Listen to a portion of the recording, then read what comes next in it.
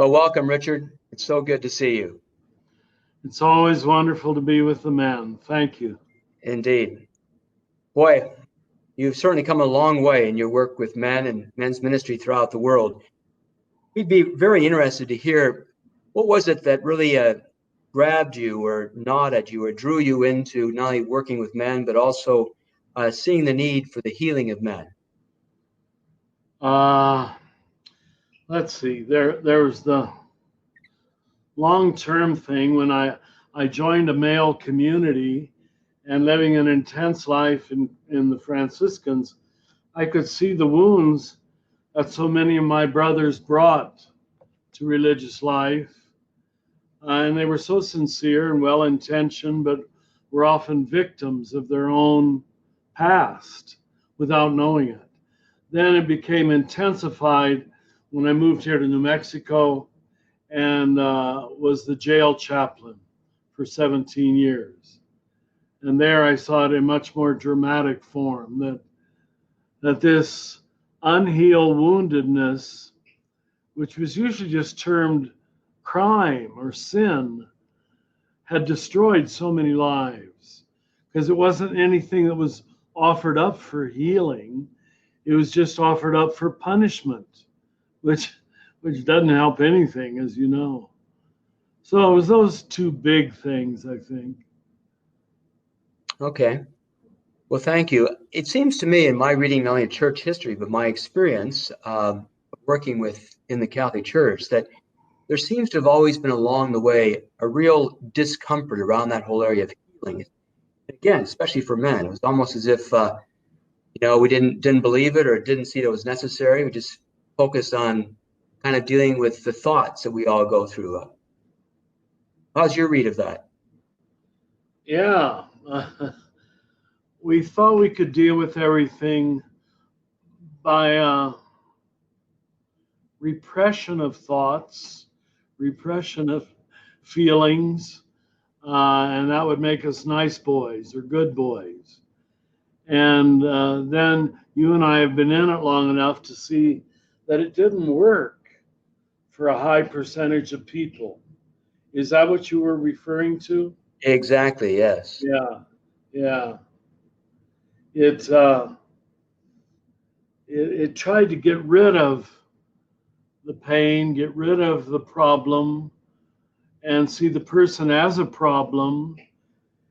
I recently was talking to an Orthodox layman of the Eastern Church, and he said the way we define salvation is constant and ongoing healing. I said, wow. I don't know if all Orthodox think that way, but I wish we had such a dynamic notion in the West. We didn't even understand healing in general. And I'll probably get into that later, but much less as an ongoing process of bringing things out of the unconscious, offering them to grace, to forgiveness, to freedom. We didn't understand that. It was always punishment that we thought would deal with problems, evil, sin, whatever you want to call it. Richard, is that kind of like what C.G. Jung referred to as the journey of individuation or wholeness, or what the First Nation peoples talk about, bringing everything into the circle? That's very good. I think that's exactly right. Whereas without realizing it, we were being taught, this is Catholics, Protestants, and probably most Orthodox, we were taught to exclude things from the circle, pretend they were not there, pretend they had not happened, or punish them by some means. Of course, once you have God defined as the punisher in chief, which a lot of us did, you can see where that moved all the way down. And we thought the way to deal with evil, problem, sin, was punishment. And that punishment was often just exclusion, shaming, uh, and not allowing such people to be in our midst. Excommunication. Just the very silliness of that word, that it was our job to take someone out of communion, to excommunicate. Yeah. And all of our churches had different forms of that. Yeah. It seems to me. Yeah, agreed. I think going along with that frame, what strikes me, what you just said, is we kind of almost imbibed that environment inside us. So we begin to excommunicate, if you want to use that language, parts of ourselves. But again, Yeah, especially in the yeah, process movement, yeah. whether it was thoughts or feelings or parts of the body or certainly sexuality. And I'm wondering if, from your perspective, if that might be, shall we say, the germination of so many of the wounds of a man. Yeah, because it built on itself. The more you would try to excommunicate parts of yourself, the shame doubled and the secrecy doubled. And what we found out is everybody had their secrets.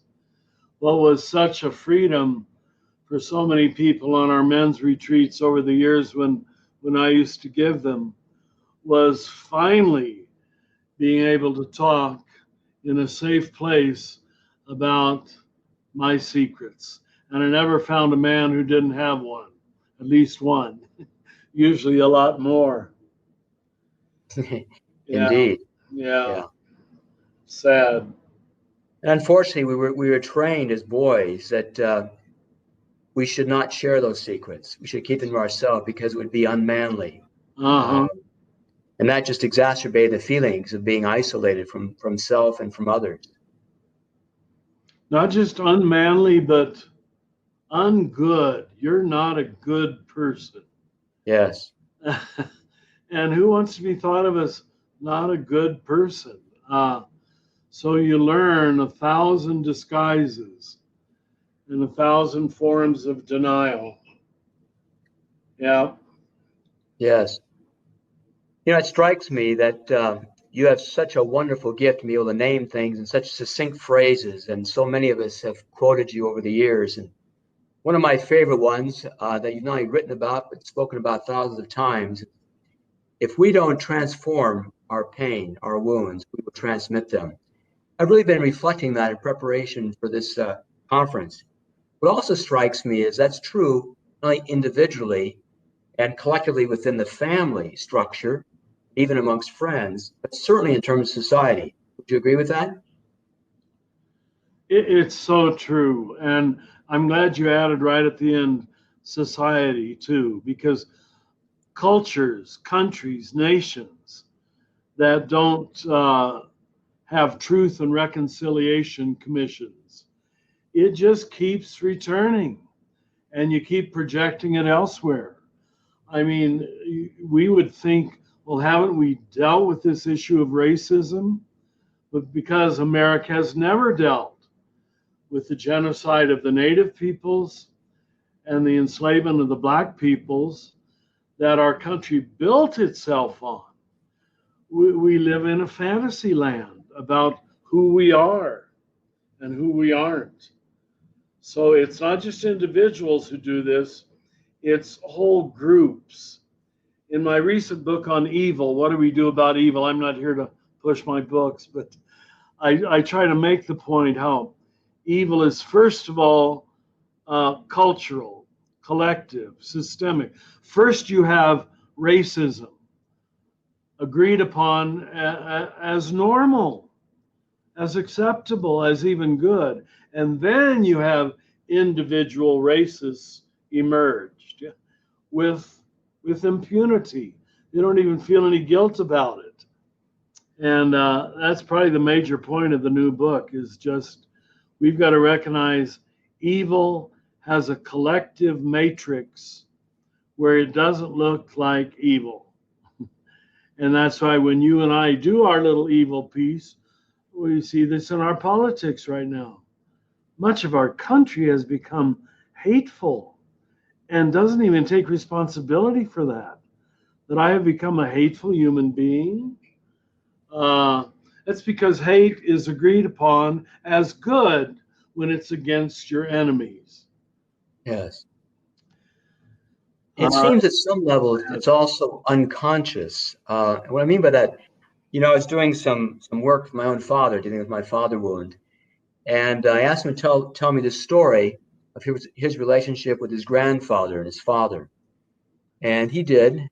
And then it dawned on me that he gave me exactly what he got. And so I said that.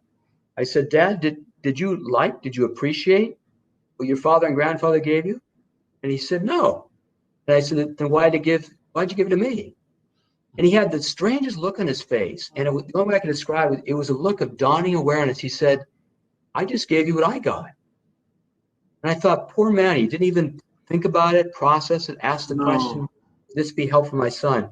And in the years since we had that conversation, I realized for most men, this is what we've done in terms of my families, society, just passing on without any reflection, any depth. How can we think differently about, for example, people of color or people who have a different life perspective, etc.? yeah, the assumption of that phrase, if you don't transform it, you will transmit it, is that you will have pain. This is not an accident. Uh, this is not the screwed up guys have it, you know.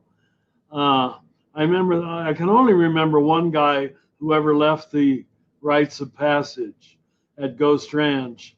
And he came up to me after the first night. He said, Father, I'm leaving.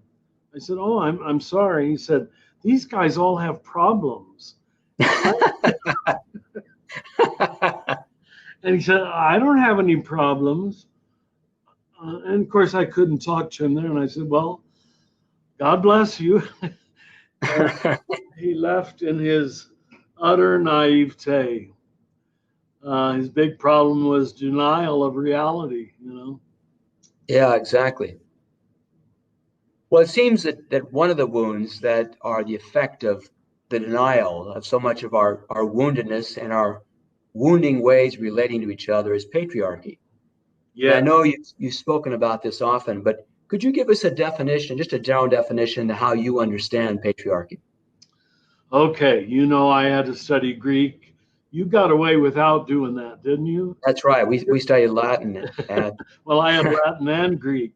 The younger ones didn't have to do it all. Well, the Greek for patriarchy, pater is father in Greek and Latin, and arche is rule. So the word means the rule of the fathers. And whenever you have a patriarchal structure, event, institution, it operates with the assumption that men alone are qualified to be the leaders. Now, most cultures in human history up to now have operated that way, uh, with all kinds of, I think, very sad effects. So it's the assumption that men can rule, men can lead, men are therefore smarter, I guess, than women. And of course, we all know now that's just an utterly false assumption. I'm going to, I'm going to see what you ask me next. I want to read from Wild Man to Wise Man, the 4th chapter, where I use the work of Ann Wilson Schaef. And now this book came out in the early 90s, I think. And Ann Wilson was way ahead of her time. I don't know if you think that would fit in now. yes, no, go right ahead, Richard. I won't belabor it, but I think you'll recognize it makes a lot of sense. The name of her book, which was a bestseller in the late 80s, was When Society Becomes an Addict. Remember that book? Yeah. I sure do, yes. Yeah. She says it's based on 4 myths. I won't develop them. Let me just read them.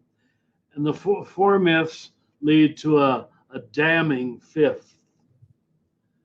The first myth is that the white male system patriarchy, is the only system there is.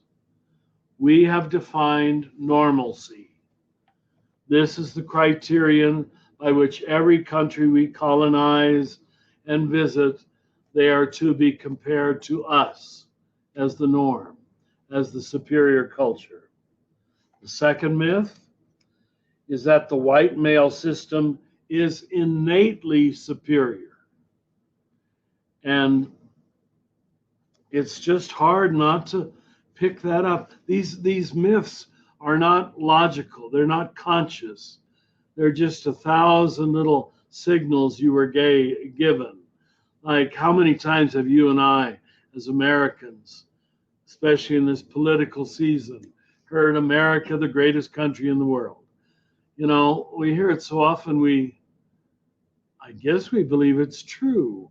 And we don't realize a lot of people don't believe that, you know, but it's commonly agreed. So that's what I talk about in the book on evil. How the first level of evil is an agreed upon lie. The third myth,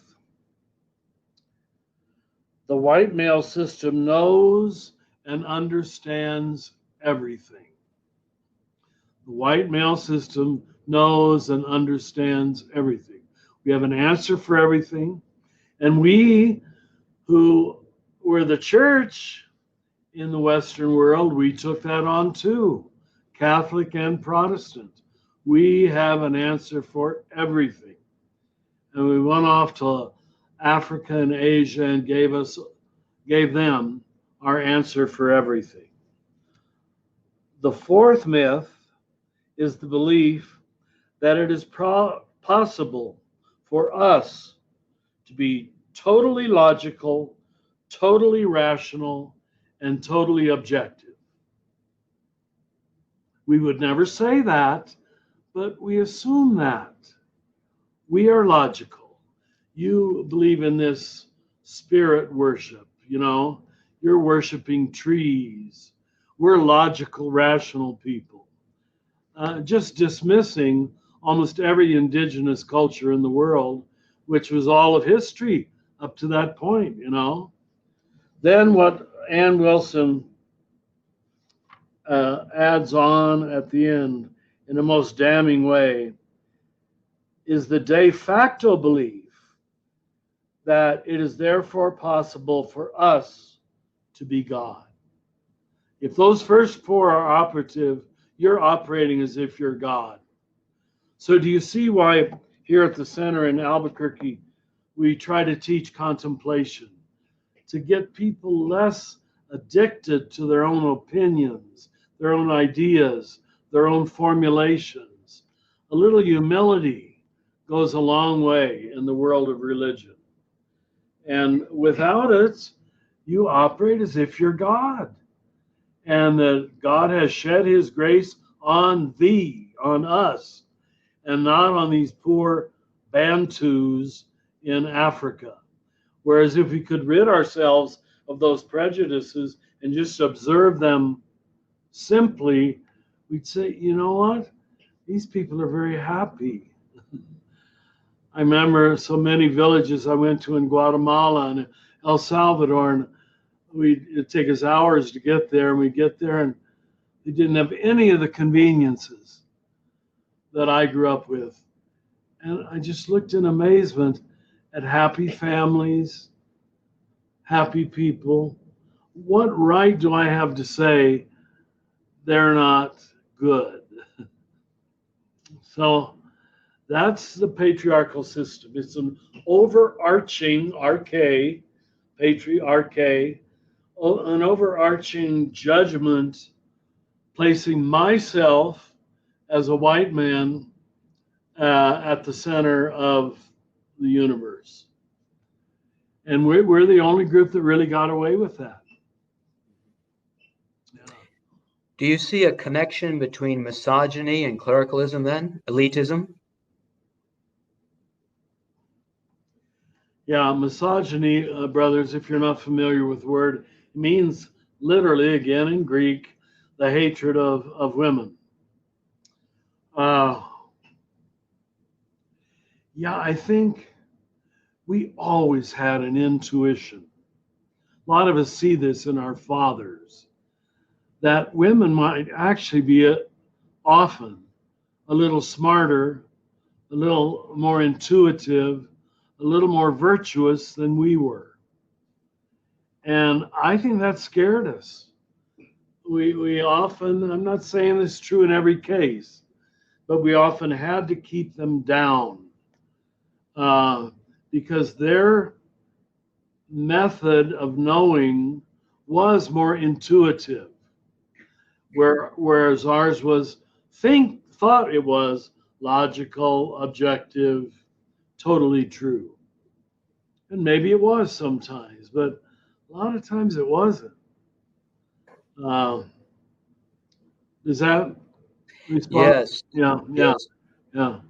There's a woman by the name of Dr. Gerda Lerner who wrote a book entitled, that's right, The Creation of Patriarchy. She has researched it back to about over 4,000 years ago, that it began with the intertribal differences in the Middle East. And she said, actually, it was not seen as an evil back then or as a conspiracy by men, but it was like a social system that was mutually created to try and bring peace between the tribes. And so the women acquiesced. And so the intermarriage began as a way of calming things down. But here is the insight she has, is that they did not see the unforeseen consequences.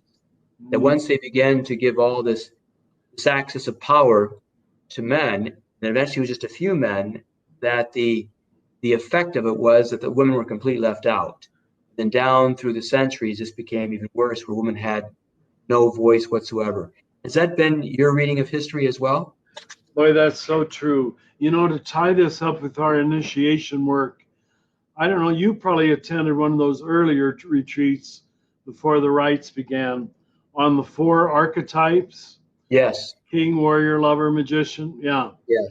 Well, what I found when I was traveling the world those years and they let me study different initiation rites is in culture after culture, what most tribes people did was initiate the warrior.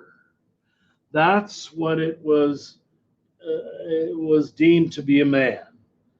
And you can see the world philosophy that comes from that. I'll put it in 3 words: might makes right. Right? All problems can be solved by dominative power. And, you know, I mean, this is still operative in Washington, D.C. this week. Who's ever got the power better use it. And if they don't use it, we don't respect them. So when you think, and this ties up with our major theme this week of healing, when you think all problems can be solved by power, you know what you don't understand? Healing. It's magical thinking of good powers versus bad powers. My God is good, your God is bad. But healing is always a process of transformation over time, just like laying in the hospital after a major surgery. Whereas what dominative power is not transformation of peoples on either side.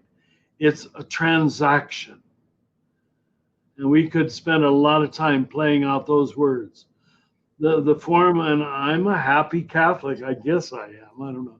But the Catholicism I was raised in Kansas in the 1940s and 50s was entirely transactional.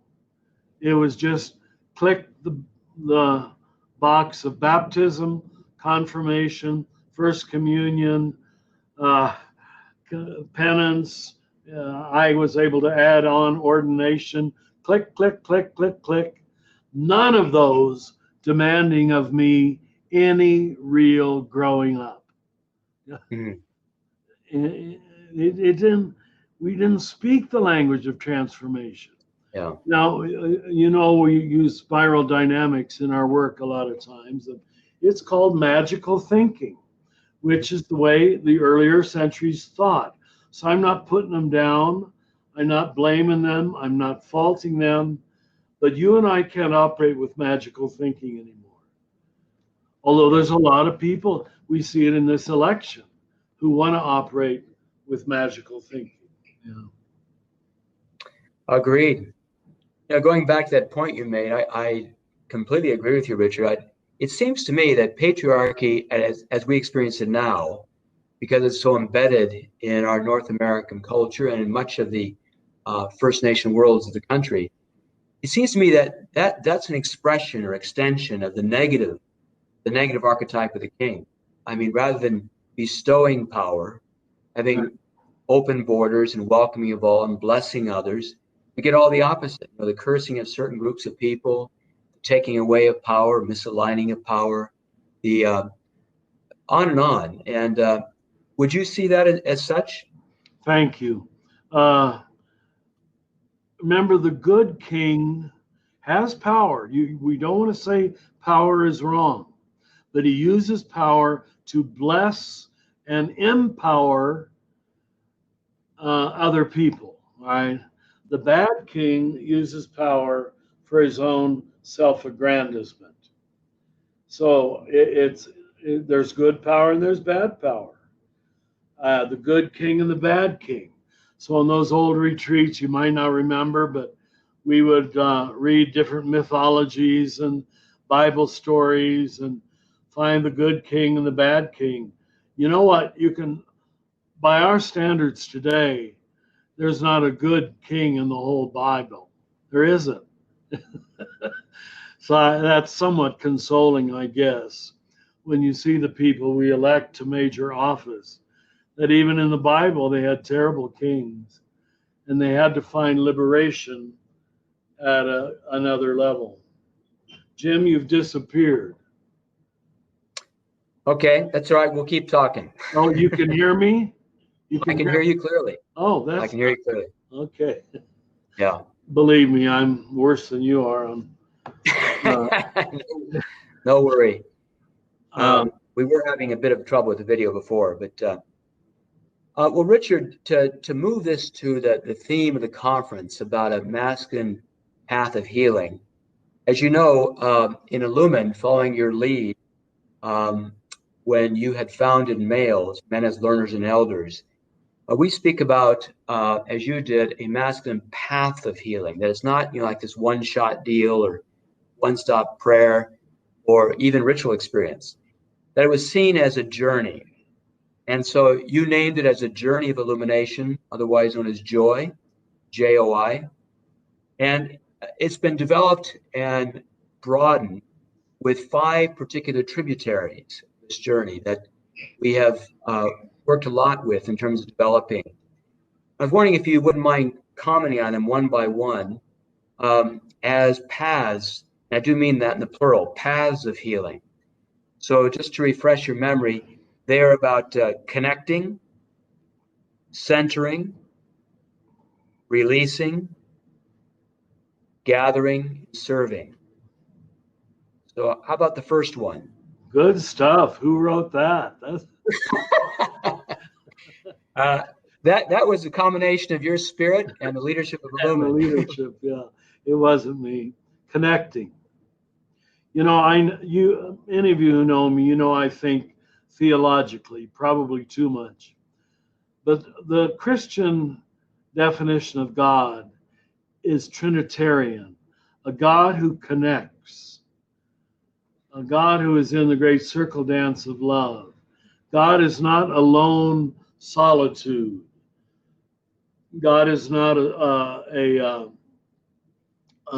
lonely monarch on a throne, but God is one who flows through reality and connects it.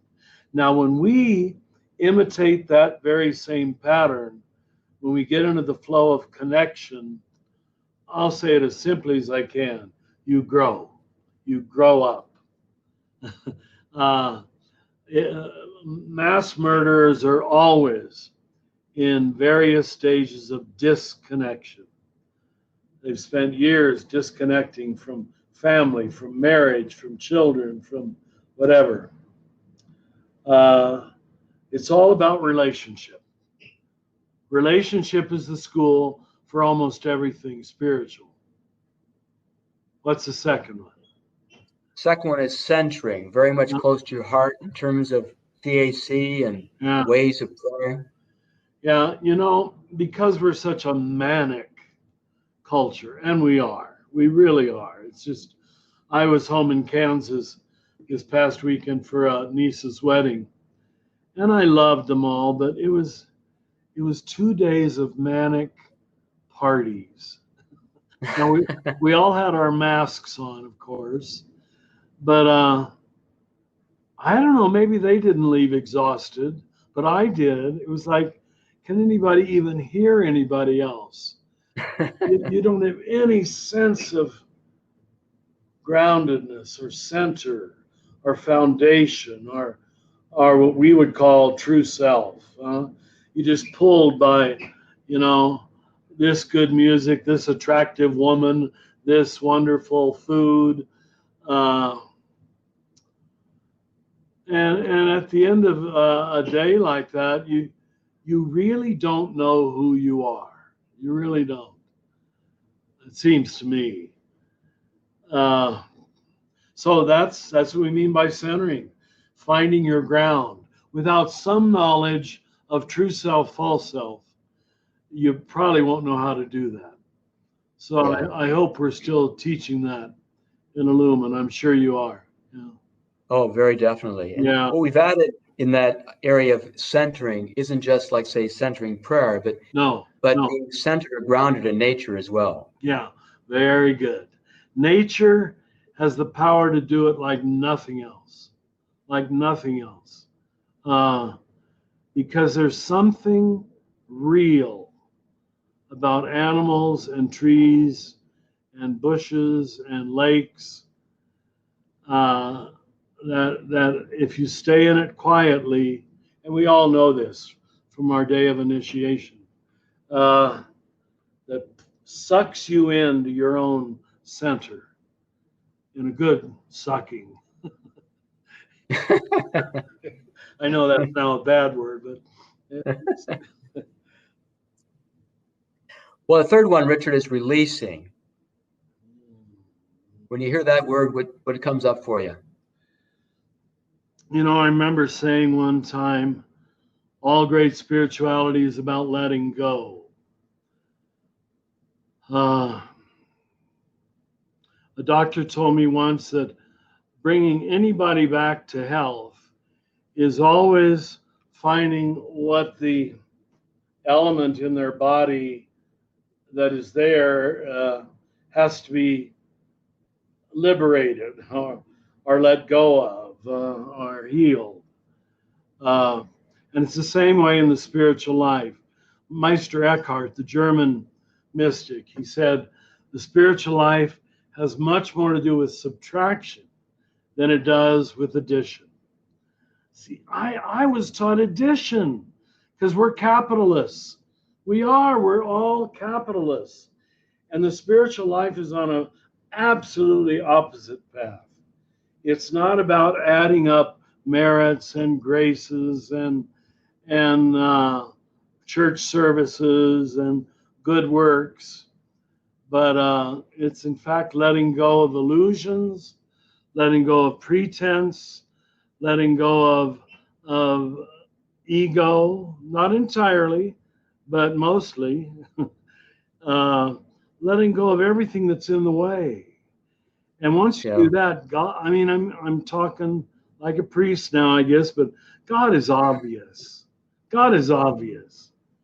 All these people who don't believe in God, well, I can see why, because all these filters are in the way, and they can't see the obvious. So, yeah. Yeah, so some other aspects of releasing we discovered are the old traditional words of forgiveness. Very good. The idea of monitoring one's breath, the creating of rituals, grief work. Just like you said, getting the illness out and being disaffected. So, the fourth one is gathering.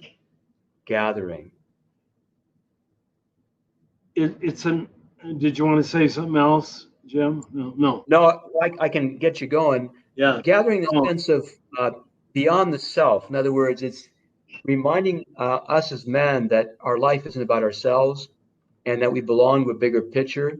And so to gather together, for example, with other brothers, whether it's in council, like we'll be doing during this conference, or gathering together at small workshops or support groups, AA groups, that idea of the larger, where the previous one connecting is connecting, like say, not only with the interior, but the connection with the creator. So yeah. You know, I'm more and more convinced of this the older I get, that the single thing that has most destroyed Western Christianity, I can't pick on the other religions, is individualism. That we started with this whole thing of the individual soul shooting off to heaven like a rocket ship, the saving of souls. And it was all done by me becoming pure, worthy, right, orthodox, correct, saved, superior. It was an implosion of the divine energy. And that's why I wrote the book, The Universal Christ. Again, I'm not here to push my books, but until we get a notion of the Christ is only the whole body, it's not. I don't have the capacity to be the Christ. The eye cannot say to the hand, I do not need you. I guess I'm a mouth, but I lack a lot of other parts, as the staff here at CAC would tell you. So until we gather, I mean, so much of the stuff that comes out from the CAC these days, I get all the credit for it. But I just have a very creative staff that improve on everything I write or say, or and that's by gathering together. A whole lot more gets done.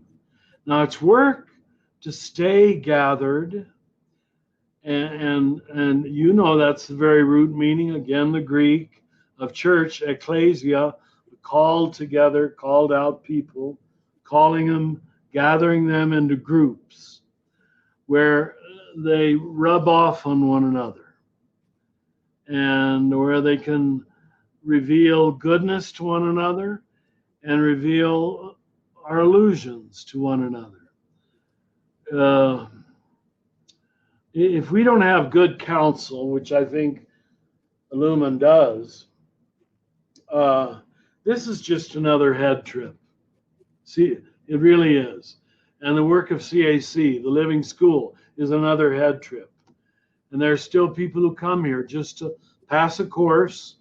I have this knowledge now, but they don't reveal themselves to anybody in the course of the whole 2 years of education. There's no inner gathering to themselves or to others. And so not much change happens, really. Yeah.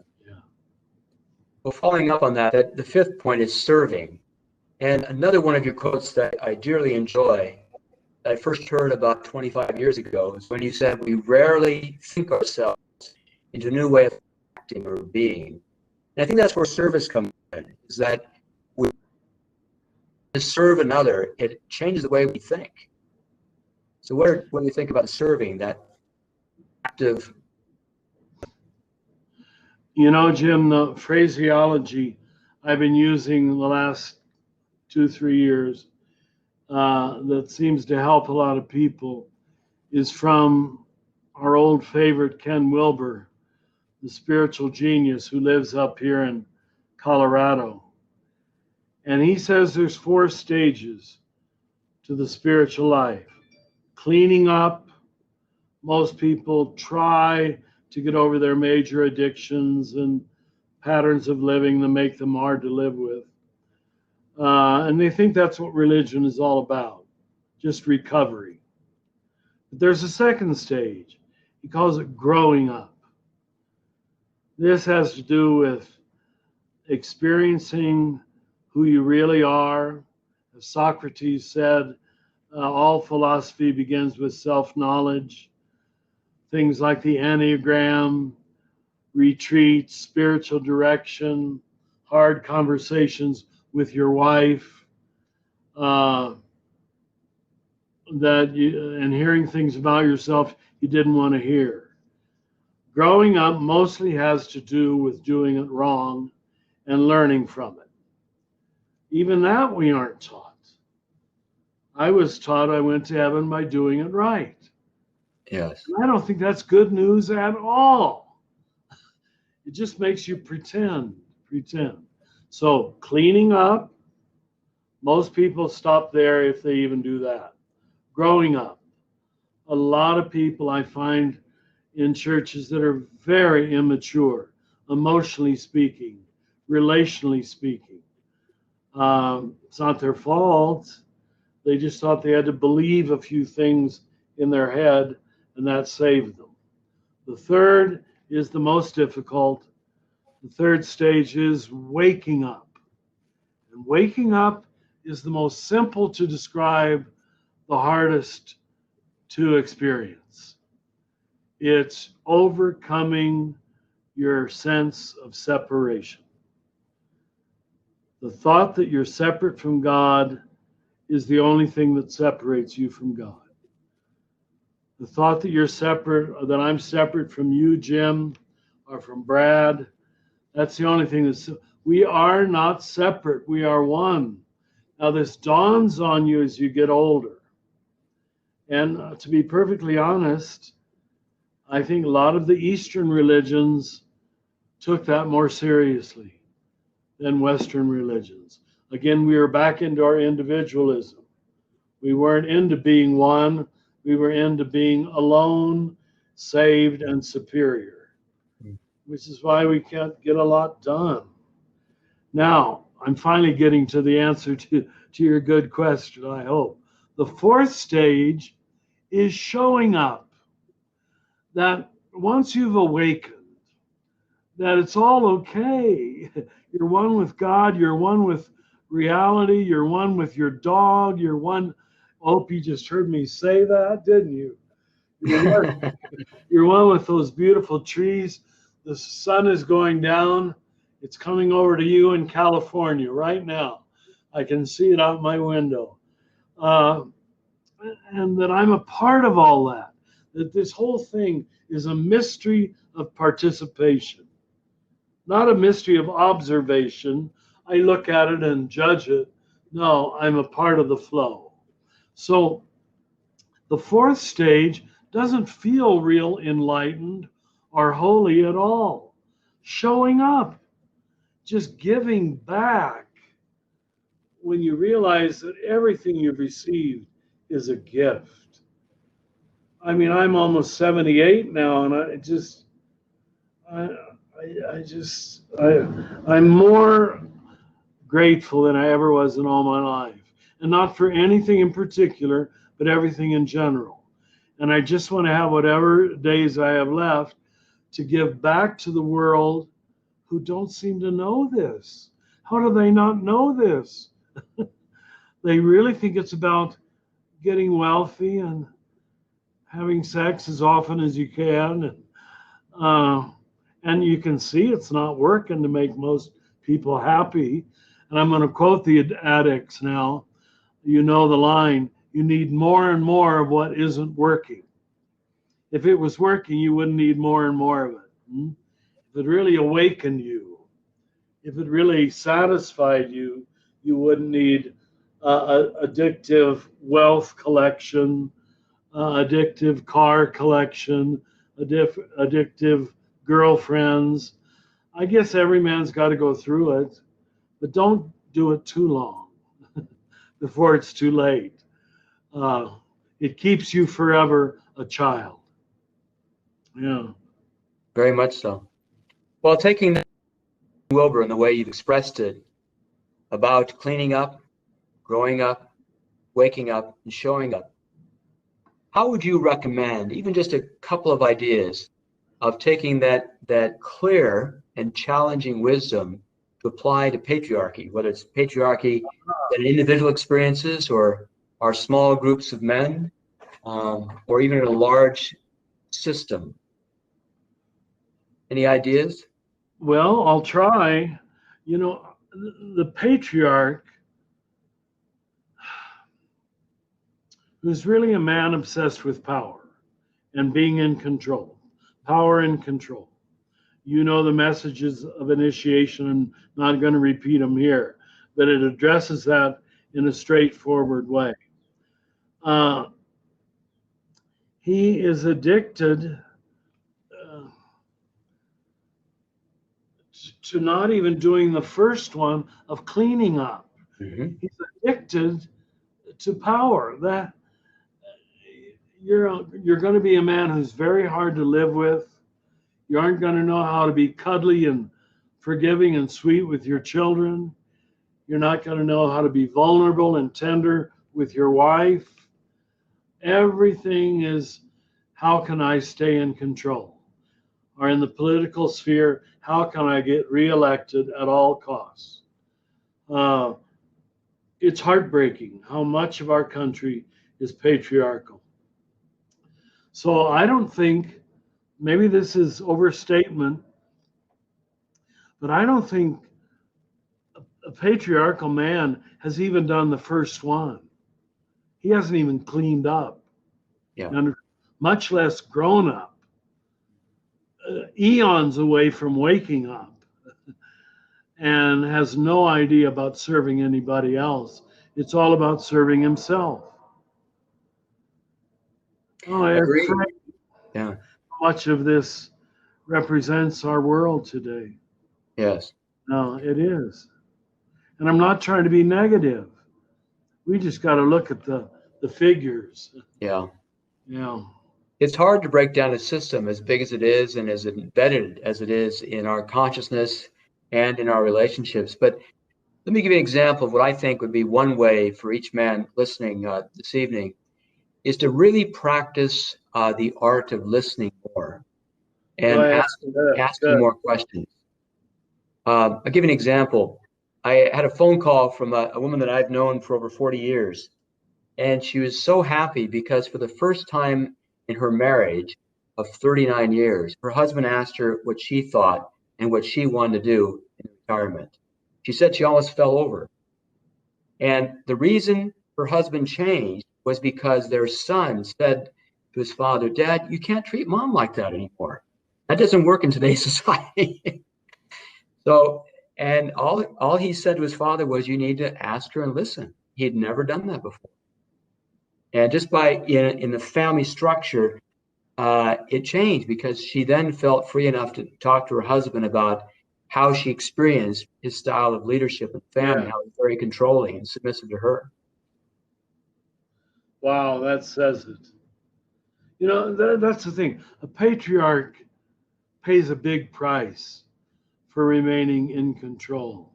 He can't be happy because it's only connection that makes the soul happy. And when you constantly disconnect to dominate,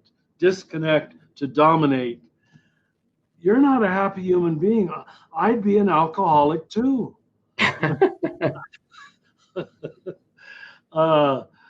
You got to drink away your loneliness and your misery. Yeah. Yeah. It seems to me that patriarchy is not only woeful for women and the feminine, but also for us men, because the patriarchal system, it's only a few men that have full access to that power and authority. Yeah. Other men are left at the bottom trying to grapple with the bits and pieces that fall from above. And so in the end, all of us suffer. That's so well said. Yeah. It's the luxury of rich men. And it's why Jesus said the last will be first and the first will be last.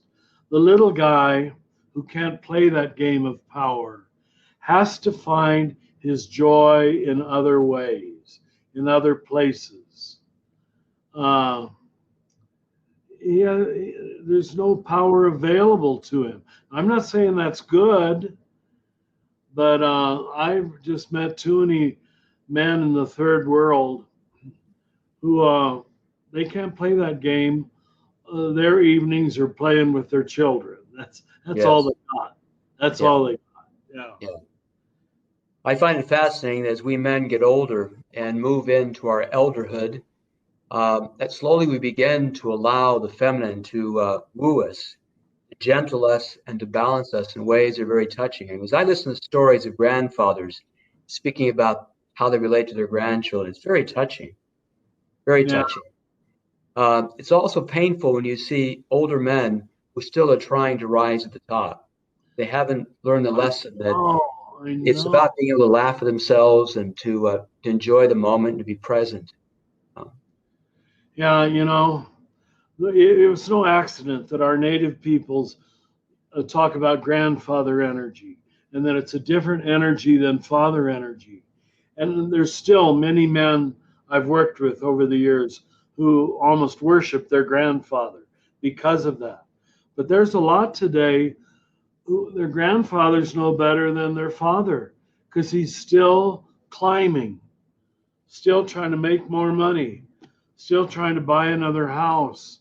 It's like, come on. Is that what you were created for? So normally you grow up somewhat naturally, just by the years. You see how everything passes away. Don't hold on to it. Don't try to collect it. But there's a rich man can put that off till his deathbed. And I've been at such deathbeds, really. It's not a pretty picture. yeah, And they've never practiced giving up control, and now they have to. yes. Yes, I think the other thing that's fascinating is that what helps the patriarchal church or religious group or even spiritual men remain trapped in a patriarchal environment is that the virtues or the behavior or attitudes that support that are feminine. Say, oh, just be patient with the process or hang in there, and it'll get better and just kind of got to deal with your own suffering and pain in this and all feminine virtues. But not once have I heard somebody who is a patriarch or representing patriarchy saying, we need to bring in some more masculine virtues here, like truth speaking and that type of thing. I'm sorry, that's probably a robocall. I should have turned it off. Don't Okay. pay attention. Now, refresh me. What was? Well, in other words, the whole idea that what helps support the patriarchy or patriarchal attitude is typically the presentation and encouragement of practicing what I call feminine virtues, like patient Yes, endurance yes. and perseverance and forbearance, and rather than a masculine virtue that would say, truth speaking or bringing closure, that type of thing. That is so true. I'm going to think, especially of my minor seminary. Yes, I went to a high school seminary. I'm ashamed to admit. This is in the late 50s, before Vatican II. And I can't remember the faculty, our mentors ever teaching us the feminine virtues. It was all about being hard, tough, obedient, loyal, on time.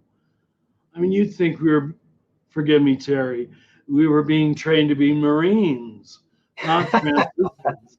now, now that changed later, but wow, it was just, and only as I've moved away from that can I see they couldn't teach us what they didn't have. And that's what they were told to be, tough. And you'll make it if you're tough. You can be celibate if you're tough. Mm. Just repress your sexuality. And I saw too many unhappy priests who did just that. Just that. Yeah. Yeah, the real virtues that get us through life are without any doubt the feminine virtues. Yeah. Yeah. Yeah. Thank you. Well, Richard, thank you very much for your time and blessing us with your wisdom and reflection. And we always are so touched when you can spend the time with us. It certainly affirms us in so many ways. And we appreciate the many, many years that you've spent speaking out truthfully, honestly, humbly, whether it feels good or not. You hang in there and model for us how to do it. So we're deeply grateful. It feels very good. Thank you. And you should have the sun now. It's beyond the horizon. Just about, just You've about. got it in California. Okay. Yeah, just God about. bless you, brother. This Jim here, he snuck out of his classrooms in Camarillo, California, to sneak into my retreat that I was given to the guys of college age. I guess you could have gotten in trouble for doing that, huh? I could have, yeah. Yeah, but he got away with it. And I they said, did. there's another guy from theology sneaking in and attending our lectures. So you would have been 26 then? Yeah, I've been 24. 24. And we've known one another that long. Yeah. Thank you, Jim, for your humble trust. Well, thank you, and thanks for continuing to be such a voice of truth and centering, the center of action contemplation, especially in these challenging times. We look to people like you who can be strong presence and voice in the midst of such a challenging time. So thank you. You are welcome. You're worth it. Thanks. Okay. Well, brothers, we're going to ask you tonight, before you go to bed, to do two things. One, to honor the feminine, and one, to honor the masculine as part of our healing journey. The first one is to do something. Don't just take these thoughts, these bits of wisdom or quotes from Richard or myself and say, oh, that was really nice or whatever. Rather, what are you going to do about it? You can begin with your own individual attitude, a particular relationship in your life or your place of employment, your neighborhood. What would that look like for you to do something in response to deflate the effect or the power, the influence of patriarchy in your own individual life? Secondly, is in preparation to go to sleep tonight, we're going to invite you to stoke your imagination so that the dream maker can give you a dream. So perhaps something was said in this conversation that disturbed you or grabbed you or supported you, whatever it may be. You might want to bring that into your dream world and just ask the creator to speak to you through a dream. And even if you can't remember it, that's fine. But allow that feminine presence to just kind of nurture you from the inside out. And when you wake up in the morning, as soon as you possibly can, grab your journal, write down your reflections of what comes to mind as you wake up to greet the new day.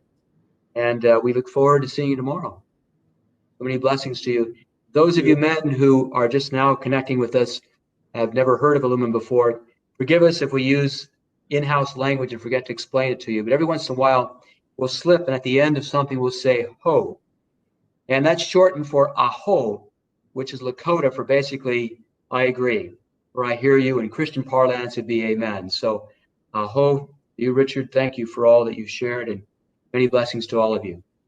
God bless you. Thank you. Thank you.